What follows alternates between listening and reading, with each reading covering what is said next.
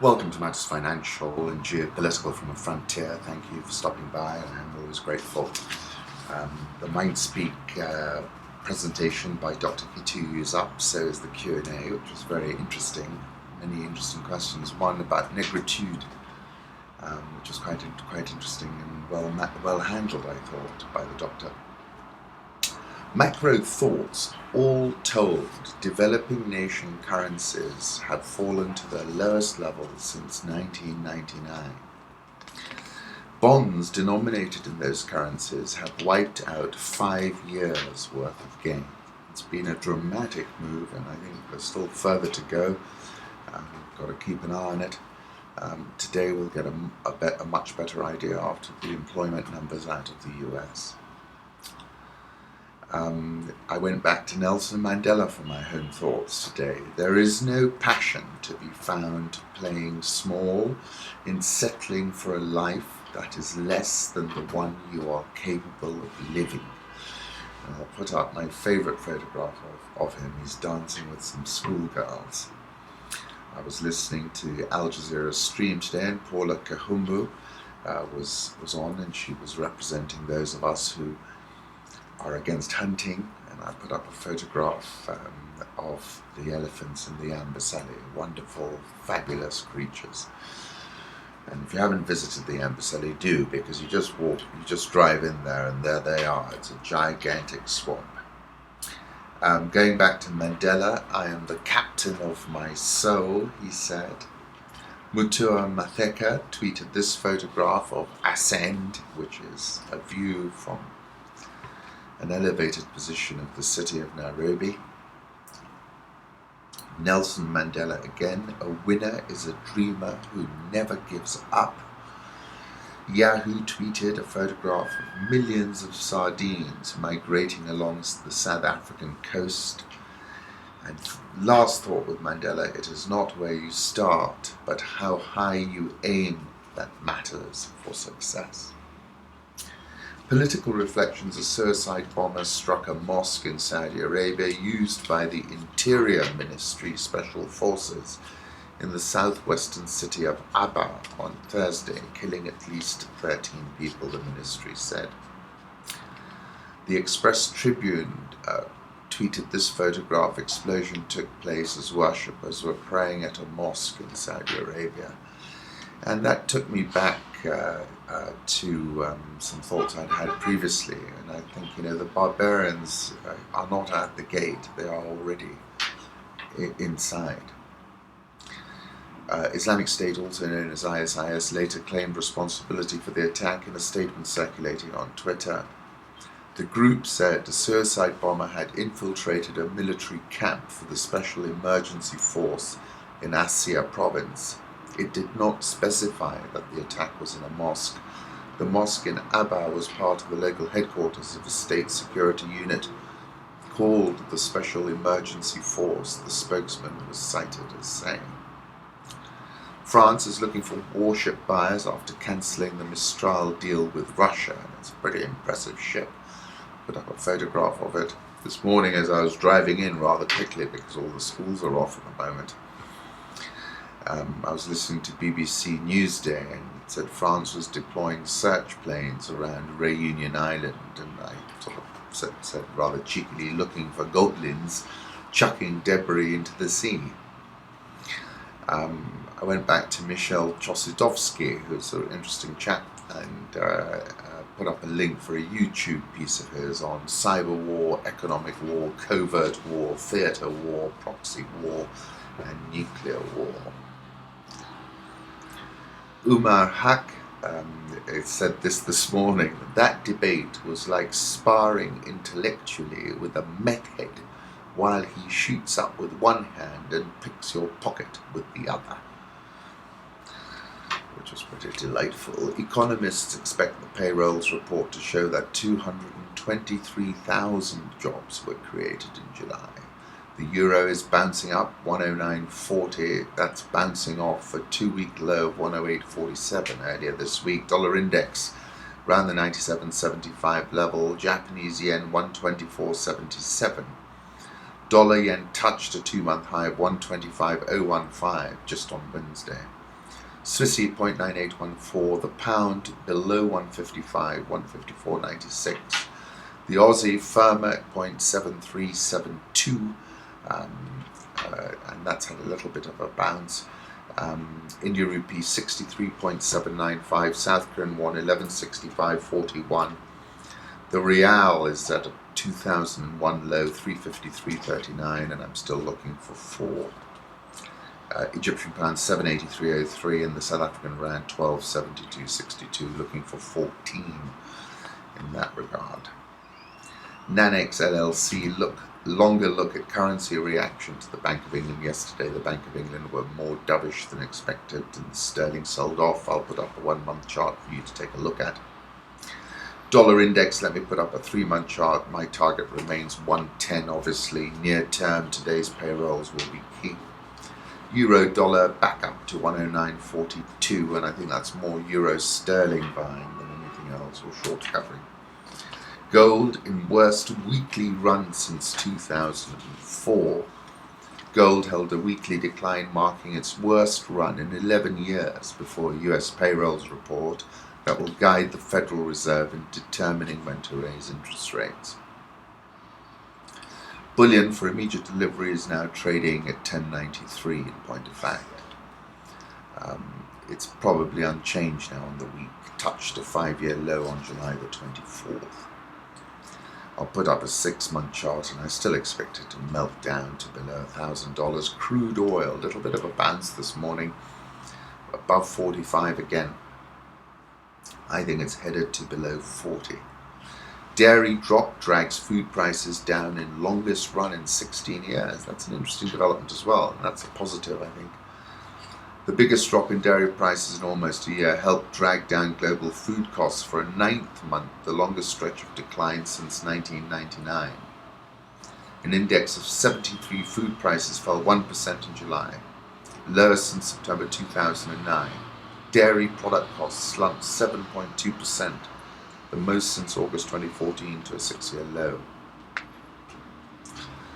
And on that point about food, I'll put up a photograph of dessert, wild strawberry tart. Emerging markets, Holger tweeted, Brazil real weakens to lowest since 2003.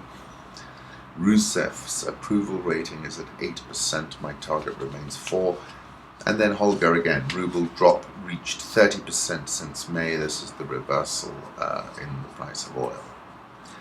Dubai Media Office tweeted a photograph of His Highness Sheikh Mohammed and the Egyptian president during the opening ceremony of the new Suez Canal.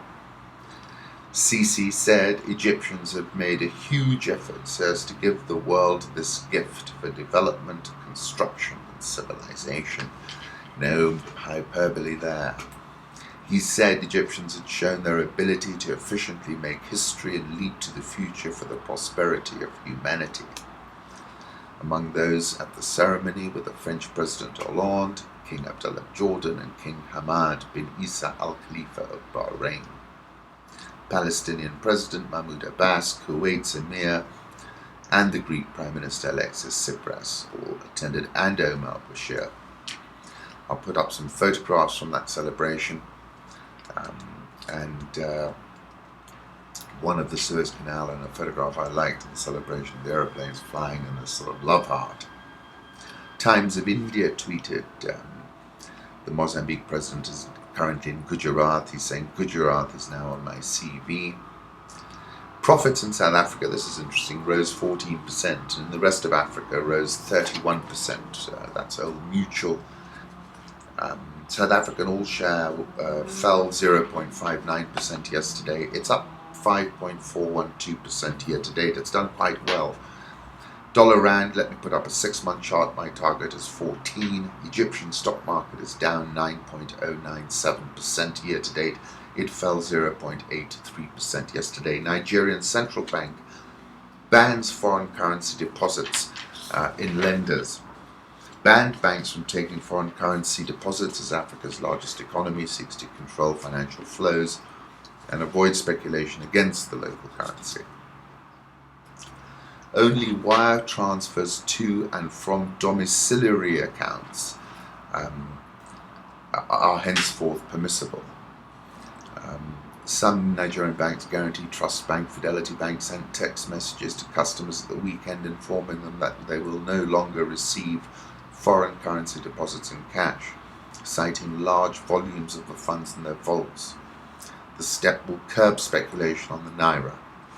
The Naira strengthened on the black market to 215 from 240 as traders flooded it with the dollar following the rejection of the deposits by lenders.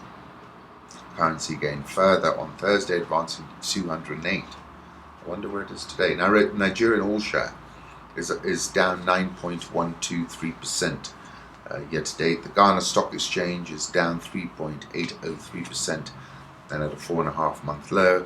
Standard & Poor's tweeted African sovereigns have issued only about $1 billion of sukuk, compared with a global average of $100 billion per year since 2010. So that's place that some of our governments might look at, because it is and has been a fairly tight situation of late. The Dawn Trader, Botswana. This is a photograph by Skyhawk Photography that I liked. And this one, Nets of Bangwe, Mozambique, by the same folks. Rather wonderful photographs they're publishing. Coming to Kenya, it is looking much better. This is Mohammed Hersi. The Kenyan coast is back. Mohammed is a well-known figure down at the coast. Hersi is the CEO of Heritage Hotels, and the chain's flagship Voyager Beach Resort in Mombasa was 65% full last month, double the rate of a year ago. Forward bookings were even better. This month's occupancy rate at 70%, mainly due to domestic tourists. Bookings from foreigners already coming in October and November. Hersi said, adding some resorts that had shut down were reopening, and some air charter operators from Italy were flying in visitors.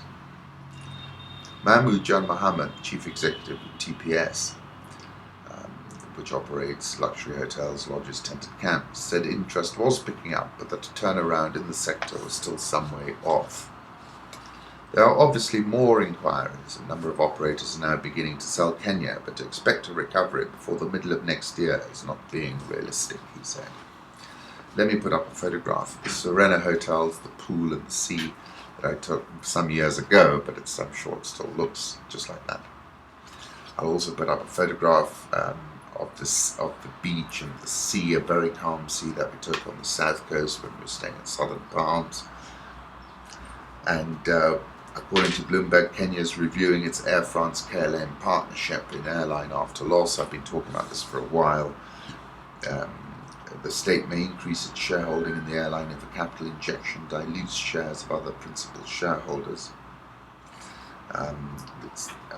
Nation media reported first half profit before tax declined 8.4%, turnover down 5.2%, earnings per share down 13.33%. Performance was adversely affected by a general disruption of the television broadcasting industry. Specifically, revenues in the television division in Kenya were depressed. Wallace Kantai also informed us that the East African revenue was down 18%, primarily because the paper is banned in Tanzania. It's been a tough period. The price of the stock is down about 30%, and I think the market had anticipated those earnings. EABL has rallied 4.577% since releasing its full year numbers. And if you haven't seen that interview I did with Charles Ireland, please take a look. It gives you a good insight into how things are going. KCB, take a look at that. That's going to bounce big today. And have a look at the interview I did with Joshua after his first half results. Kenya Airways rebounded 1.96% yesterday. Have a look at the interview with Buvi that I did. Kenya shilling 101.14, confounding those who expected a big rate hike to shore it up. Nairobi all share bounced 0.42% yesterday off a 16-month low. It remains minus 10.104% year to date. NSE 20 bounced 0.78% yesterday off a 31-month low. We had a better session. It's been high volume this week, again, tea sector was strong. Captoria tea up 5.74%. plus 61.31% this year. Williamson Tea is up 59.27% this year. That has been a real safe haven. Safaricom, although it closed lower yesterday at 13.90, was trading at 14.20 at the close, and I think today it's following through on that strong finish yesterday. Nation Media has retreated 30.41% through 2015. Kenya Airways bounced 1.96%. As I said, CFC Stanbic was very strong, up 4.71%. Equity up 1.91%.